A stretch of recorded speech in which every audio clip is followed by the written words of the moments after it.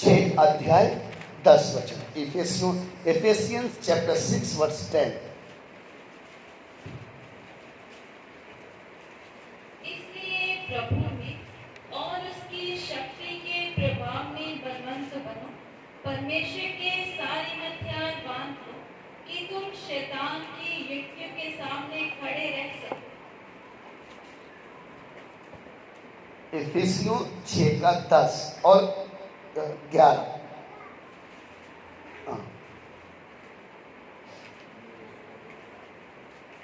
इसलिए प्रभु में और उसकी शक्ति के प्रभाव में बलवंत बनो, परमेश्वर के सारे हथियार बांध लो कि तुम शैतान की युक्तियों के सामने खड़े रह सको। 12 भी पढ़ना चाहता हूँ। क्योंकि हमारा यह मलयुद्ध लहू और मांस से नहीं, परंतु प्रधानों से और अधिकारियों से और इस संसार के अंधकार के हाकिमों से और उस दुष्टता की आत्मिक सेनाओं से है जो आकाश में है। पढ़े गुजराती में 11-12 जल्दी पढ़े। છેવટે હું કહું છું, પ્રભુમાં તથા તેના સામર્થના બળમાં શક્તિમાન થાઓ, શૈતાનની કુયુક્તિઓની સામે તમે લડ રહી શકો, માટે દેહમાં સર્વ હથિયારો સાજો, કેમ કે આપણું આ યુદ્ધ રક્ત તથા માંસની સામે નથી, પણ અધિપતિઓની સામે, અધિકારીઓની સામે, આ અંધકારરૂપી જગતના સત્તાધારીઓની સામે, આકાશી સ્થાનોમાં દુષ્ટતાની આત્મિક લશ્કરોની સામે છે। आमीन। परमेश्वर का दास कलीसिया को लिख रहा है। कौन सी कलीसिया को? इफिसियों की। और ये वचन किसके लिए है? हमारे लिए। तुम प्रभु में और उसकी शक्ति के प्रभाव में क्या हो जाओ? क्यों बलवंत होना है? ताकि और परमेश्वर के सारे हथियार क्या कर लो? बांध लो कि तुम शैतान की युक्तियों के सामने क्या हो सको? खड़े रह सको। हम कितने आदमी के, हम कितने साल के विश्वासी हैं, ये कब पता चलता है? जब शैतान हमारे सामने युक्ति लेकर आता है। क्या लेकर आता है? युक्ति लेकर आता है, चालाकी से आता है।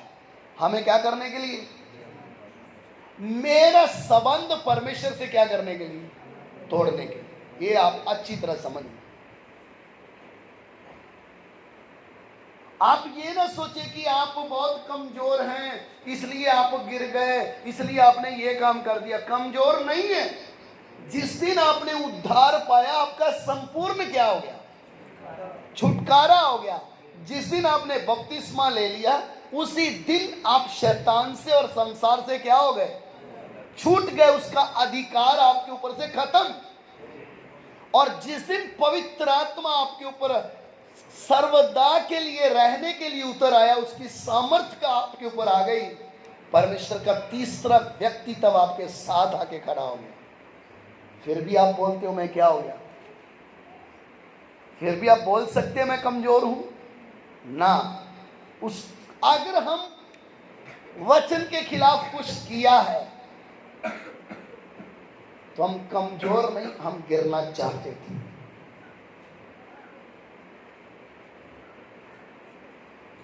इसलिए हमारे जीवन में ये था।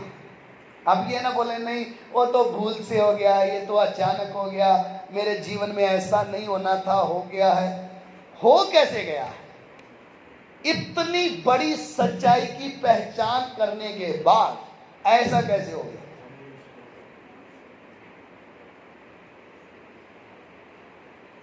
नहीं, मैं आज प्रार्थना नहीं कर पाया। शैतान ने आपको किधर फंसाया है? जाल में फंसाने के बाद आपका मन नहीं कर रहा, आज मेरा क्या नहीं कर रहा, आज मेरा वचन पढ़ने को क्या नहीं कर रहा। आप ये ना सोचे कि आपकी कमजोरी है, ये लापरवाही नहीं, उसने आपको अपनी चालाकी में फंसाया है। इसलिए ये जीवन देने वाले वचन को हाथ में लेने के लिए क्या नहीं हो रहा, मन नहीं हो रहा है। वो सबसे पहले हमें शुद्ध करने के लिए रास्ते ढूंढता है। इसलिए क्यों शैतान हमें अशुद्ध रखता है? क्या आपके पास इसका जवाब है? क्या आप इसकी गहराई को समझ पाए हैं? क्यों शैतान की ये चालाकी है कि एक यीशु मसीह के लहू से पवित्र किए गए व्यक्ति को मैंने अशुद्ध रखना? उसके पीछे कारण क्या है? क्या आप शैतान की उस कमजोरी को समझते हैं? अगर ये अशुद्ध रहेगा तो इसका परमेश्वर के साथ का संबंध हमेशा क्या रहेगा? टूटा हुआ। अगर ये व्यक्ति पाप में जीवन जिएगा तो ये कभी भी परमेश्वर की उपस्थिति का अनुभव कर नहीं सकेगा। इसलिए एक व्यक्ति को जब समझ में आती है तो वो रोता है। वो क्यों रोता है? वो रोज का पैसा कमा रहा है, उसके घर में परमेश्वर ने सुख शांति दे दिया है, कोई उसको तंग करने वाला नहीं है, लेकिन फिर भी जब उसको लगता है मैं आत्मिक जीवन में ठंडा हूं, वो रोने लग जाता है। उसके आंसू किसके लिए है? प्रभु मेरे पड़ोसी ने फ्रिज ले आया, मुझे नहीं मिला, मेरा पड़ोसी अमीर हो गया, मैं गरीब हूं। नहीं, वो इसलिए रोता है कि मुझे तेरी उपस्थिति चाहिए। और शैतान को अच्छे से मालूम है जिस व्यक्ति के पास परमेश्वर की उपस्थिति है वही मेरे साथ लड़ सकता है, दूसरा मेरा सामना कर। इसलिए ये ना सोचे हमें बोझ। पहले हम बहुत प्रार्थना करते थे, लोगों को क्या बताते थे? अभी थोड़ा क्या हो गया है, अभी आप जाल में फंस चुके हैं। समझ में आ रहा है? बहुत प्रकार के जाल हैं, इसलिए युक्ति नहीं लिखा। क्या लिखा है? युक्तियां।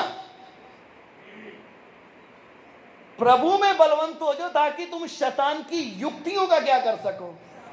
उसमें से सबसे पहली मैंने आपको बताई कि वो कभी आपको पवित्र रहने कुछ ना कुछ करके क्या डालेगा? अशुद्धता। समझ में आया?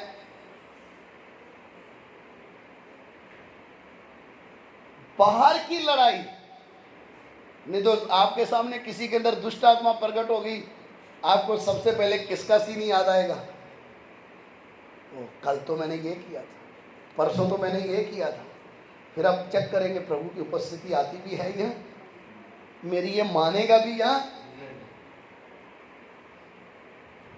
तो समझ में आ रहा है वो कैसी हालत हो जाएगी?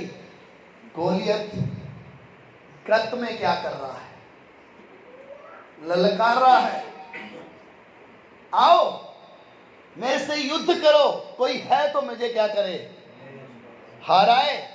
और सामने शाऊल राजा जिसका कद हाइट सारे इस्राएलियों में से बहुत ज्यादा है। अगर आप शाऊल का जीवन पढ़ेंगे तो आपको मिलेगा सारे इस्राएल में उसके जितना जवान कोई नहीं था। सेना है, तलवार भी है, ढाल भी है, भाला भी है, लेकिन एक ही चीज है, उसको हिम्मत नहीं है क्योंकि परमेश्वर के साथ का संबंध सही नहीं है। इसलिए अपने सिपाहियों को भेजा है और खुद किधर बैठा है? डर के मारे कोई उसका सामना कर। ऐसा कैसे हो गया? ये कौन है? शाऊल कौन है पता है आपको? ये अभिषेक किया हुआ एक राजा है।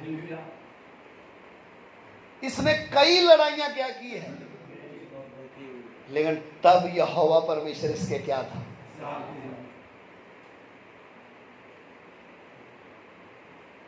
अब ये अंदर क्यों बैठा है? क्योंकि इसके अंदर हिम्मत नहीं है गोलियत का क्या करने के लिए? सामना करने के लिए। आप ये ना सोचे कि मेरे अंदर हिम्मत नहीं आ रही वचन बताने के लिए, मैं क्या बताऊंगा, मेरी कौन सुनेगा? सबसे पहले अपना संबंध क्या करें? घुटने टेक कर चेक करें कि सही है, क्योंकि उसने लिख कर दिया है बोलने वाले तुम नहीं होंगे, तुम्हारे पिता का आत्मा तुम्हारे अंदर बोलेगा। ये मनुष्य किस काम का है, ये मिट्टी है। लेकिन परमेश्वर का वचन कहता है इन मिट्टी के बर्तनों में परमेश्वर ने असीम सामर्थ को भर के रखा है, जो शैतान के किलों को क्या कर सकती हैं, तोड़ सकती है। लेकिन तोड़ने से पहले शैतान हमें तोड़ता है। आप ये नहीं सोचें कि शायद मैं काम कर रहा हूं, मैं कौन सा मूर्ति की पूजा कर दिया, मैंने कौन सा दारू पी लिया, मैंने कौन सा व्यभिचार कर दिया, मैंने कौन सा किसी को 2 शादियां कर ली कि मेरा जीवन में पाप आ गया ना। अगर आप घुटने टेक कर आत्मा में आराधना नहीं कर पा रहे हो अपने घर पर, तो आपकी ये कमजोरी नहीं, आपका संबंध उसने तोड़ा है।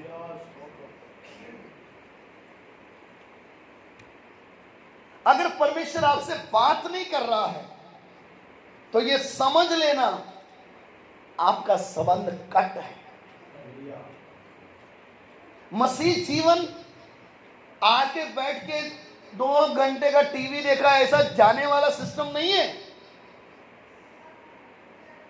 कलीसिया को एक विशेष उद्देश्य के लिए प्रभु ने बनाया है।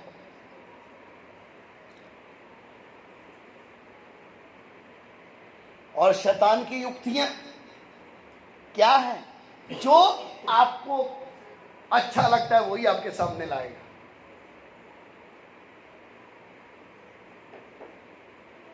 आपको पैसा अच्छा लगता है, आपके सामने क्या लाएगा?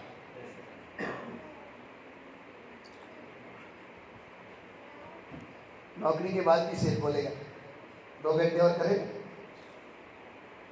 ज्यादा दूं, क्या बोले? हाँ, मैंने कौन सा घर पे काम करना है, मेरा क्या काम है घर पे, जाके सो रही है 2 क्या, मैं 3 घंटे करेगा। समझ में आ रहा है? और इसको बोलो 3 घंटे प्रार्थना कर ले, वचन पढ़ ले, किसी को गवाही दे के आए, ये बोले कमर नौकरी से आए, कमर बहुत दुख रही, शरीर बहुत क्या कर रहा है, दुख रहा है। क्यों दुख रहा है? शरीर में प्रॉब्लम नहीं, गड़बड़ी आत्मा में। मैं सच बोलता हूं। इसलिए आपके जीवन में आप खुद अपने जीवन को देखो, आत्मिक फल क्या है? आत्मिक फल किधर गया? शैतान ने फल लगने से पहले ही डंडा मार के क्या कर दिया, तोड़ दिया। और आप आज भी कैसे खड़े हो? अकेले। आज वो जोश, वो प्रभु के लिए काम करने का मन क्यों नहीं है? कोई तो ऐसी बात है जिसने आपको अपना गुलाम बनाया है और आप उसको समझ पा नहीं रहे।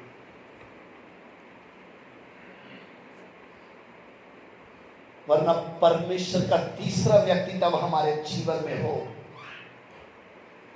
जिसका सामना कौन नहीं कर सकता, इस दुनिया में कोई कर, वो व्यक्ति ठंडा कैसे हो गया?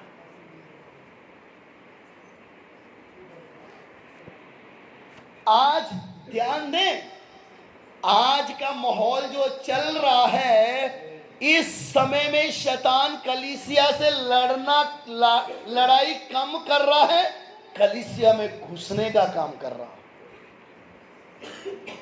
लड़ाई नहीं, मैं घुस के मारूंगा इनको। शैतान की युक्तियां अगर समझ में नहीं आई तो आपका आत्मिक जीवन नष्ट होकर बैठा होगा, लेकिन आप बाइबल लेकर चल रहे होंगे। आपका परमेश्वर आपको छोड़ के जा चुका होगा, लेकिन आप शमसून की तरह अकड़ना शुरू करेंगे। आज कितने ऐसे लोग हैं, परमेश्वर ने उनको अभिषेक दिया, परमेश्वर ने उनको अपनी महिमा के लिए यूज करने के लिए चाहा, लेकिन उनका जीवन नष्ट कैसे हो गया? वो शैतान की युक्तियों को क्या नहीं कर पाए, समझ नहीं पाए, इसलिए वो ठंडेपन में चल रहे हैं। आज कलीसियां चल तो रही है, लेकिन उनके जीवन में एक ठंडापन आ गया। वो ठंडापन क्या है? कैसे न कैसे मुझे इस संसार में कुछ बनना है। वो ठंडापन किधर के लिए आ गया? पैसा आ गया, अच्छी नौकरी आ गई, घर अच्छा बन गया, सब कुछ हो गया, आत्माओं के लिए रोना छोड़ दिया। शैतान के घर में घुसकर उसको मारना क्या कर दिया? छोड़ा। व्यक्तिगत जीवन में परमेश्वर की आवाज को सुनना बंद हो गया। चर्च में जाते हैं, लेकिन परमेश्वर का उनके साथ कोई संबंध नहीं है। क्यों ऐसा है? क्योंकि शैतान ने युक्ति से फंसाया है। आज कलीसिया में झंझट कितने बड़े बड़े हैं। पास्टर से झगड़ रहा है। कलीसिया का विश्वासी एक ही जगह बैठ के दूसरे से क्या कर रहा है? झगड़ रहा है। क्यों? ऐसा क्यों हो रहा है? क्योंकि शैतान की युक्तियों में फंसे हुए हैं। एक ही जगह बैठते हैं, एक ही पास्टर है, एक ही कलीसिया, तो भी एक विश्वासी दूसरे से मन नहीं मिल रहा उसका। ऐसा क्यों? क्योंकि शैतान ने अपनी युक्तियों में फंसा डाला है। वरना अगर आप परमेश्वर की उस योजना को समझेंगे तो परमेश्वर ने कलीसिया को, एक एक व्यक्ति को, एक एक विश्वासी को जीवते पत्थर का नाम दिया है और बोला है तुम एक संग मिलकर, यानी एक पत्थर दूसरे पत्थर के साथ मिलते मिलते एक आत्मिक भवन बनता जा रहा है। अगर ऐसा है तो मेरे मन में किसी दूसरे के प्रति खटास है, मेरा मन उसके साथ एक नहीं है। जिस बात से मेरा मन नहीं, उसको स्पष्ट बुला के बोल दो, भैया ये वचन के क्या है, इसको सही करो, हम एक हो जाएंगे। अगर आपको अपनी गलती लगती है तो अपने आप को सुधार लो। अगर वो गलत लगता है तो उसको क्या कर दो। क्योंकि हम अकेले अकेले लड़कर शैतान के ऊपर जय पा, उसका मतलब क्या है? जब एक झुंड एक साथ है तो वो झुंड जिधर भी जाएगा अंधकार की शक्तियों को आग लगेगी। क्योंकि ये एक मन है, एक ही आत्मा है इनके अंदर। जब जब कलीसिया में परमेश्वर की महिमा आई है, तब शैतान का सिर टूटा है। उसका मतलब उसके गढ़ों को क्या किया गया है? तोड़ा गया। इसलिए आप ये नहीं समझना मैं बहुत होशियार हूं, मुझे तो सब आता है, वचन भी मालूम, वो चालाकी से आएगा। अगर आपके जीवन में कोई अशुद्धता नहीं है, आप पाप नहीं कर रहे हो, तो आपके अंदर क्या लेके आएगा? तेरे जैसा और कोई। लूसीफर को किस पाप में फंसाया? स्वर्गदूत क्रूब, जो परमेश्वर की क्या करने वाला था? आराधना करने वाला था। वो आराधना करने वाले दूत को के मन में क्या डाला? कौन सा पाप उसके अंदर डाला? घमंड का पाप, कि मेरे जैसा और कोई नहीं है। और इतना घमंड बढ़ गया, सृष्टि अपने सृष्टिकर्ता के बराबर होने चाहिए।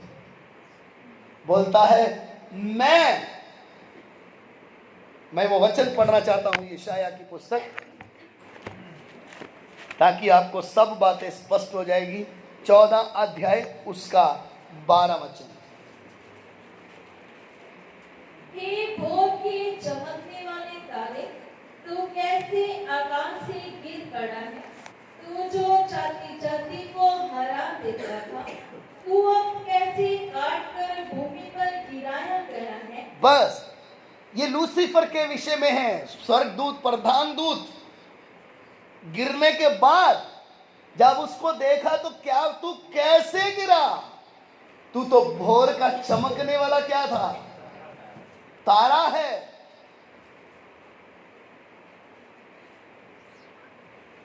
तेरह वचन से पढ़े। तू मन में कहता तो था मैं स्वर्ग पर चढ़ूंगा। तू मन में कहता था मैं स्वर्ग पर क्या करूंगा, चढ़ूंगा। मैं अपने सिंहासन को ईश्वर के तारागण से अधिक ऊंचा करूंगा। मैं अपना सिंहासन, मैं क्या बनाऊंगा, अपना सिंहासन। समझ में आया? ये एक बहुत शैतान की बरीक क्या है, युक्ति है। कितने पास्टर इसमें फंस गए, कितने विश्वासी जो इधर कभी खड़े होकर मीटिंग लीड करते थे, हालेलुया बोलते थे, वो भी इसमें क्या हो गए, फंस गए। जब पाप में गिरे थे, प्रभु ने उनको उठाकर खड़ा किया, थोड़ा चार वचन आ गए तो उनको ऐसे लगने लग गया ना, मेरे में और पास्टर जी में अब क्या नहीं रहा। लोग प्रचार कर बोलते, भैया तू जब प्रचार करता ना, ये प्रचार तो पास्टर जी भी नहीं करता है। ध्यान रखना, इसके अंदर कौन घुसा हुआ है, बोलने वाले के अंदर कौन घुसा है।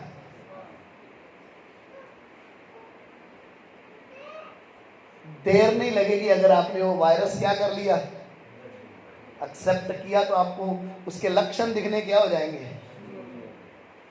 जैसे कोरोना के लक्षण दिखते थे ना, कोई आहू आहू करता था तो तुरंत देखते थे सब, भैया मास्क पहनो ना। समझ में आया? थोड़ा सांस लेने में तकलीफ तो गाड़ी आ जाती थी लेके जाने के लिए, चलो। ऐसे ही ये वायरस है, शैतान की भी लैब है, वो भी क्या बनाता है, वायरस। कौन सा किसको चाहिए उसको टीका लगा देता है, आपका मूड ही अलग होगा। समझ में आया? आपको मालूम नहीं है मेरी जगह है, उठो इधर से, मैं इधर ही बैठता हूं, पता है ना आपको मेरा कोई क्या है। समझ में आ रहा है? स्थान के लिए झगड़ा है। लूसीफर को क्या समझ में आया, मैं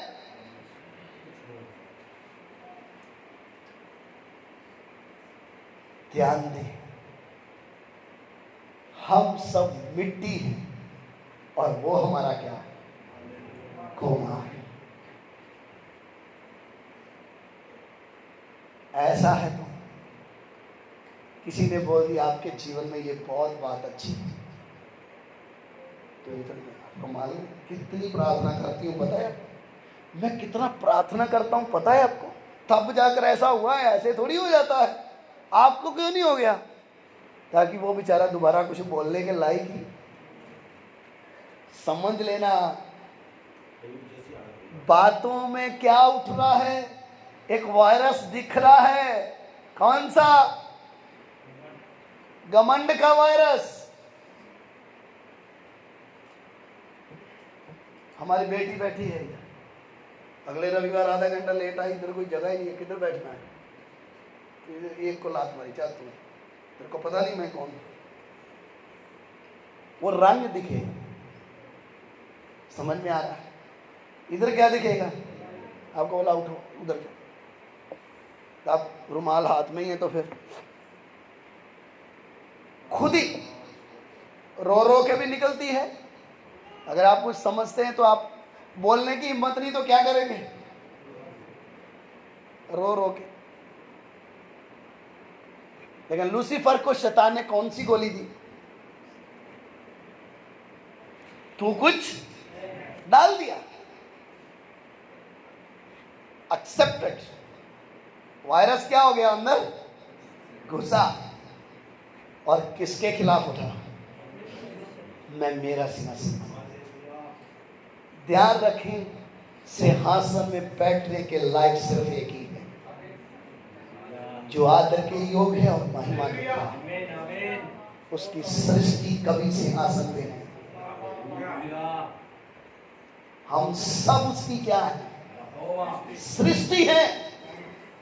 सिर्फ सिंहासन पे बैठने के लायक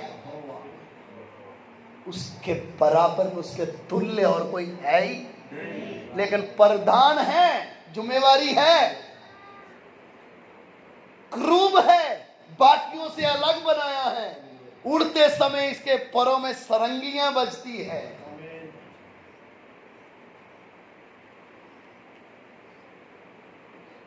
एक बात मन में आ गई, मैं भी अपना सिंहासन बनाऊंगा। समझ में आएगा?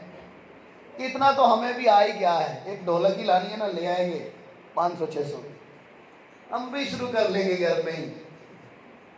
समझ में आया? अब तो हम क्या हो गए हैं,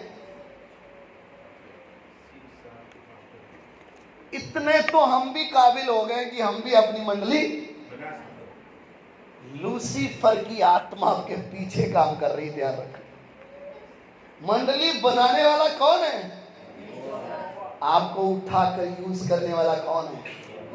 लेकिन वचन कहता है जब तक परमेश्वर आपको ऊंचा ना करे, समय से पहले खुद अपने आप को ऊंचा।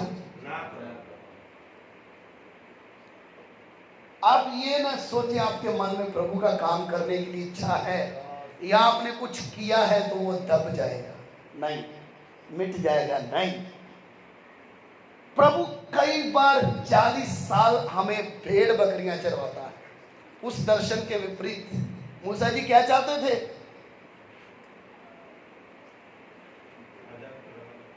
मैं मेरी कौम को क्या करना चाहता हूं, लेकिन डायरेक्शन चेंज। तेरी इच्छा से नहीं होगा, किसकी इच्छा से होगा? तो अभी लाठी ले और क्या चरा? भेड़ बकरी चरा। कितने साल? ना एक दिन ज्यादा और ना एक दिन। आप कितना भी बोलो, बहुत बहुत दिन हो गए, इधर तो गर्मी भी बहुत लग रही है। ना तो 1 महीना ज्यादा, ना 1 महीना। जब आपको ये समझ में आ जाएगा अब मेरे जीवन से मैं कुछ भी कर, अब ये भेड़े ही मेरा भविष्य है, इनको ही चराना है। अब तो बुढ़ा हो गया मूसा, तो बुढ़ा हो गया। जिसने तुझे टोकरी से उठवाया था वो बुढ़ा, वो आपका नाम लेकर आपको पुकार लेगा। हो सकता आप आखिरी लाइन में बैठे होंगे, हो सकता आप भीड़ में बैठे होंगे, वो इतना वफादार है, समय आने पे आपको पुकार लेगा। वो है मेरा परमेश्वर। पास्टर रोक नहीं सकेगा, लीडर्स रोक नहीं सकेंगे, कोई रोक नहीं सकेगा। परमेश्वर डायरेक्ट बोलेगा मूसा अब तेरे मरने के बाद इस व्यक्ति के सिर पे क्या कर रखते, तू मरने जा रहा है। कोई मुंह खोल, लेकिन उस दिन के लिए, उस दिन तक यहोशू मूसा का वचन पढ़ा, क्या लिखा था? यहोशू मूसा का दास और मूसा परमेश्वर का दास। आप छलांग मारने की कोशिश करेंगे तो नुकसान हो जाएगा। लूसीफर को लगा मेरे साथ क्या है, सहमत भी कर लिए थे, दूत चर्चा भी कर ली थी, क्यों ना हम अपना ही क्या कर ले।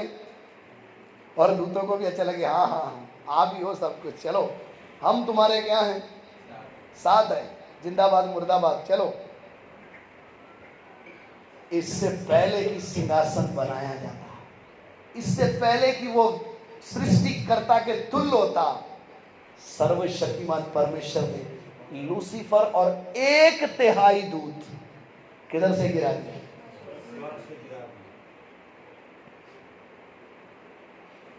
क्योंकि परमेश्वर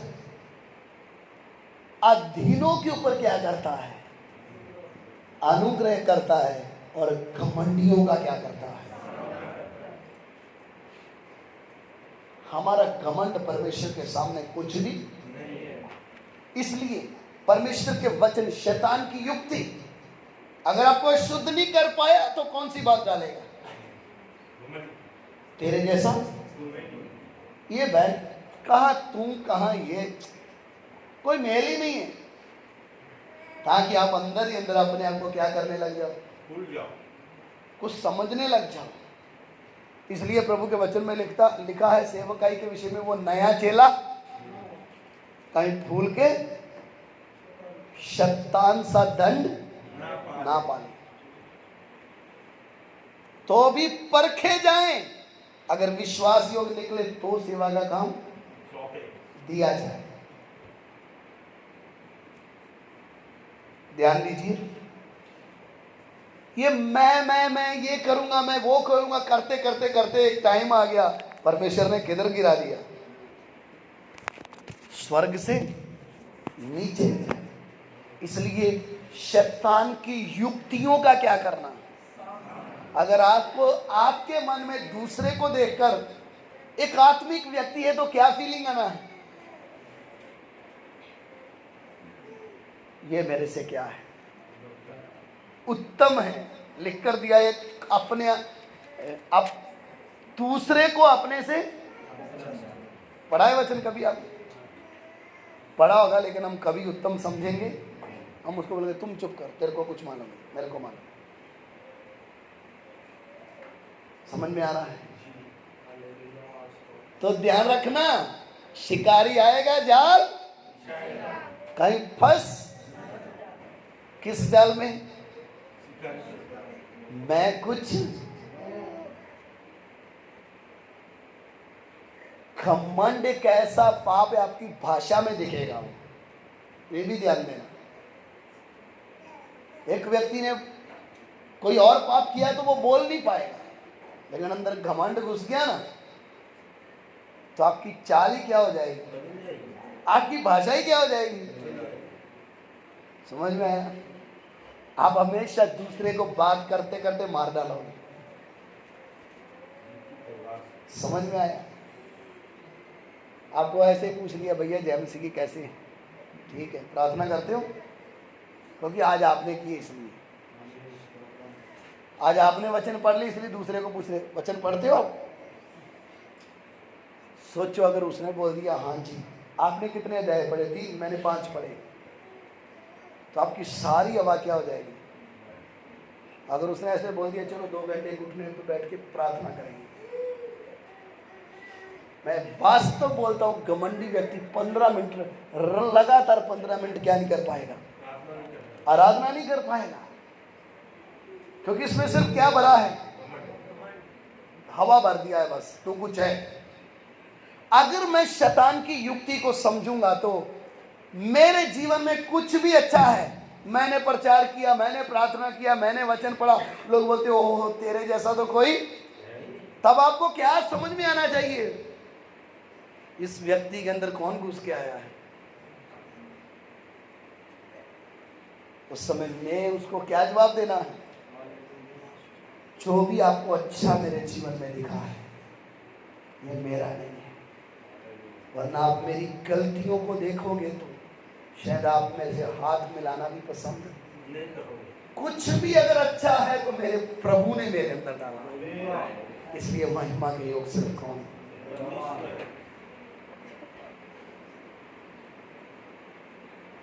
अगर आपको ऐसा लगे कि मुझे कोई तारीफ कर रहा, वो क्या लग रही है? अच्छी, तो घमंड का वायरस घुसना क्या हो गया? मेरे जीवन में कुछ भी अच्छा है, ये किसने डाला है? तब शैतान उधर क्या हो जाएगा? शर्मिंदा हो जाएगा। हम वचन सीख रहे हैं ताकि तुम शैतान की युक्तियां तो क्या कर सको? हमारे प्रेम भैया को बोल दिया, प्रेम भैया आपने जो वचन बोला, प्रचार किया, वाह क्या बात थी। ये जो वाह करने वाला है, ये सांप है, ध्यान रखना। ये आपको डसने आया है। चाहे आपका पत्नी हो सकता है, चाहे आपका भाई हो सकता है, चाहे आपका विश्वासी भाई हो सकता है, बहन हो सकती है। उसने सच्चे मन से बोला है, ये भी ध्यान रखना। उसने कैसे बोला है? क्योंकि प्रभु ने आपके द्वारा उससे क्या किया है। लेकिन उस बात को आपने कैसे ले लिया है कि मैं कुछ हूं? आप गए काम से। इतना बारीकी से हम अपने जीवन को जानते हैं। समझ में आ रहा है? तब आपके जीवन में प्रभु का क्या हो? एक अच्छा काम हो पाए। इसलिए वचन में लिखा, यहोवा टूटे मन वालों के क्या रहता? टूटा मन कैसे आता? मेरे पास अच्छी गाड़ी है, अच्छा घर है, अच्छा धंधा है, अच्छा कपड़ा है, अच्छा खाना है। अब मेरे पास टूटा मन कहाँ से है? सब कुछ तो क्या है? हाँ, अगर मैं किराए के मकान पे हूँ, अगर मेरा धंधा नहीं चल रहा, तब मैं प्रभु के सामने रहूंगा ना, प्रभु मुझे भी बढ़ा ना, बाजू वाले को बढ़ाए। अब मेरे पास रोने की कोई क्या नहीं है, वजह समझ में आ रहा है कि नहीं आ रहा है? सब कुछ आ जाएगा, लेकिन परमेश्वर नजदीकी से क्या हो जाएगा? क्योंकि साफ कहता है, वह पिसे हुए मन को क्या करता है? तुच्छ, उसके नजदीक रहता है। एक प्रभु के दास ने बोला, प्रभु तू इसके साथ रहा, तू उसके साथ रहा, तू उसके साथ रहा, मैं चाहता हूं मेरे भी तू साथ रहे। ये होना, ये उसके साथ था तो ऐसा हो गया, इसके साथ हो गया तो ऐसा हो गया। तब परमेश्वर ने उसको क्या जवाब दिया? तू मुझे कहां ढूंढता है? यहोवा टूटे मन वालों के समीप रहता है। घमंड के पाप से बचना है तो हमेशा प्रभु के सामने अपनी कमियों को ढूंढ ढूंढ कर निकालते हैं। तब आप कभी भी ऊंचा उठने की कोशिश, और जिसको प्रभु ऊंचा उठाएगा दुनिया उसको कभी नीचे कर नहीं सकती। इसलिए शैतान की युक्ति में कौन फंस गया? सबसे पहला पाप कहां पे हो गया? स्वर्ग में। स्वर्गदूत, आराधना करने वाला करूब, जिसको परमेश्वर ने अपने उद्देश्य के लिए बनाया, लेकिन जब पाप अंदर घमंड आ गया, लूसीफर दूत अपने स्थान से क्या किया गया? अच्छी तरह कान खोलकर सुन, घमंड का पाप जो है वो हमें नाश की ओर ले जाता है। इसलिए नीति वचन में क्या लिखा होता है? नाश होने से पहले गर्व आता है, घमंड आता है।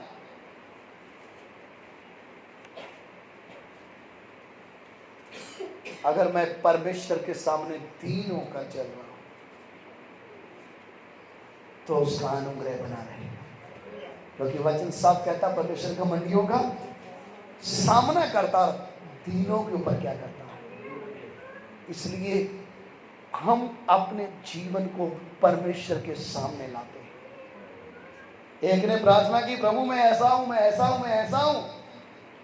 दूसरे ने मुंह उठाना भी उसकी ओर अच्छा समझा, प्रभु मैं मेरी कमियों को क्या करता हूं। आइए अपनी आंखें बंद करें। जब हम शैतान की युक्तियों को समझते हैं, कहीं मेरे जीवन में ऐसा तो नहीं मैं अपने विश्वासी भाई को अपने से तुच्छ गिनने लगा, कहीं ऐसा तो नहीं मैं एक विश्वासी बहन को तुच्छ जानने लगी। ये वचन मेरे और आपके लिए। कोई ऐसा तो नहीं किसी को मैं अपना ज्यादा प्यारा समझता हूं और कोई किसी को कम समझता हूं।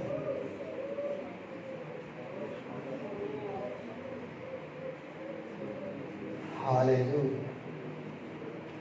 जो वचन को तुच्छ जानता है वो नाश हो जाता है। हालेलुया। मेरा परमेश्वर अगर मेरे साथ है, मैं एक कदम भी नहीं चल पाऊंगा।